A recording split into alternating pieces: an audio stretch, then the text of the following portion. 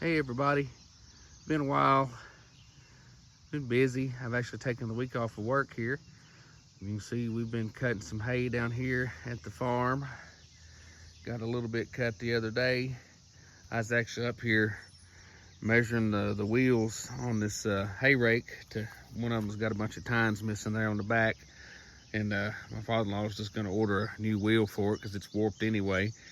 But I figured since I was up here, I'd do a little video to show our hay setup here in South Central Kentucky. I'll just start over here. This is our tedder. As you can see, this is all old, used, worn out stuff, but it still works, gets the job done, and that's the main thing. If it ain't broke, don't fix it. This is a Walton tedder. Once it gets dry and warm enough, we don't really have to use it, but it needs some work on this this side here. It's got a bar missing on each hub here, and a few of them have tines broken and missing, but it still gets the job done.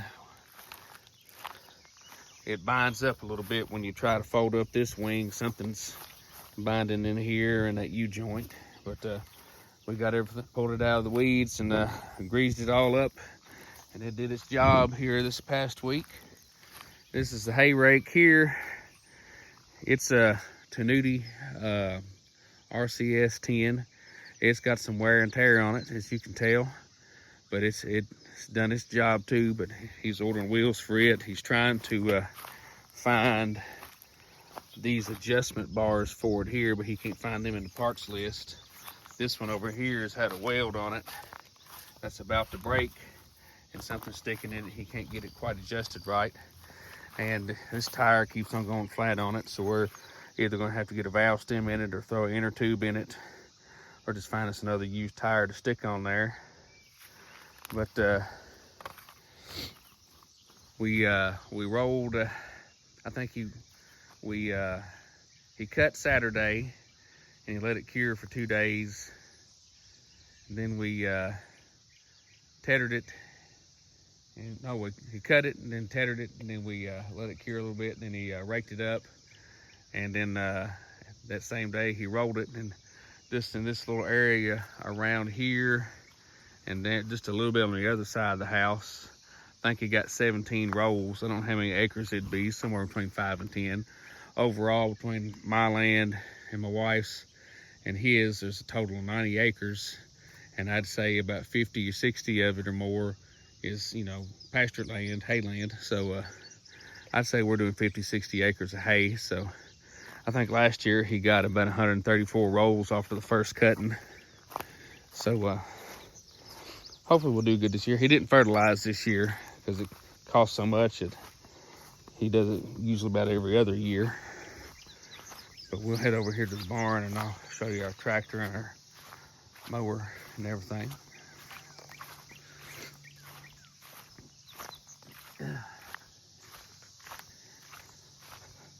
Barn's been through a lot. We've had a bunch of nasty storms come through here in the last few years. It's still holding up, barely. Here's the mower. It's a New Idea 5408. We got it up and going, cut real good. Right off the bat, we got a bunch of twine stuck up in one of the discs in it, and had to get that, take that disc off and get in there with a pocket knife and cut out all that wound up twine. It already started to melt and burn together. It was over there in that area where we had a garden last year, and I think one of them strings that we laid out to kind of set our rows got left behind, got tangled up in this, but after that, it worked fine. And here's the tractor. 6610 Ford. It's actually one of the industrial tractors. It was yellow, and whoever he bought it from, he buys them and fixes them up and paints them blue like a regular farm tractor. But you can tell it's industrial. It's got the heavier front axle, heavier front wheels on it. It's a 4-cylinder diesel, non-turbo. I think it's about 75, 80 horse. Then we've got the John Deere 535 baler back here, and it's just about too big for this tractor, especially on these hills. They don't want to push you downhill sometimes, especially if you got a full roll in it. So eventually we're looking for a second tractor, something a little bigger, something about 90, 100 horsepower with a cab and air conditioning. I've been eyeing like an International 966, 986, 886, something like that. Even you know, a bigger like a 1086 or 1066 would work. It'd be more tractor than we needed, I think, but it would work. It's just finding one that ain't wore out at a decent price, and it's going to have to come later anyway. Right now I don't have the money to do it, but I think we've been eyeballing like Massey, Ferguson's too, some, you know, the compact utility tractors, and just something a little more power to lug that big baler around. It makes the big 6-foot rolls on it. Another one just like it behind it that he had, and he's just using it for parts. But it's worked good this first cutting. I had to get in there and rethread the twine in it. Did it one side and ran out. That was a little bit of a pain, but got it going.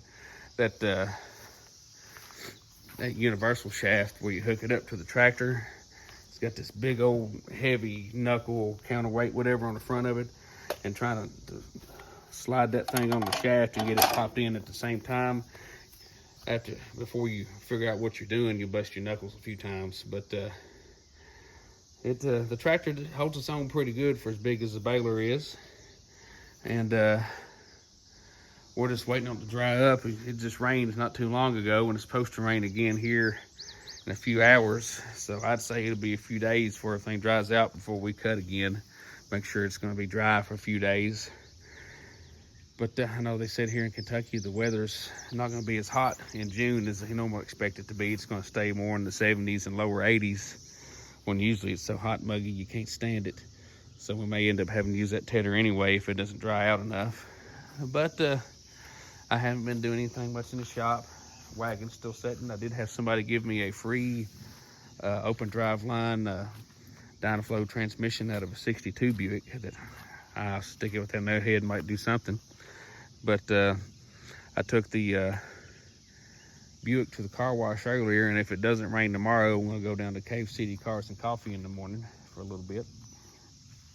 But this is our hay setup here in hilly south central Kentucky, kind of just north of Del Hollow Lake, a little bit west of Lake Cumberland, a little south of Green River Lake.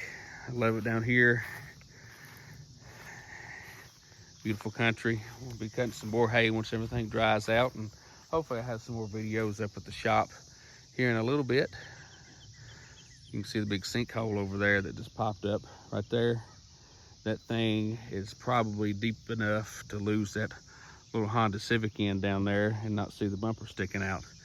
Hopefully it doesn't pop out anymore, but we do live in cave country. Mammoth Cave is less than an hour west of us, and there's sinkholes everywhere you look around here. But that's just part of living in Kentucky. You know, the Corvette Museum had a sinkhole cave in under it a few years ago.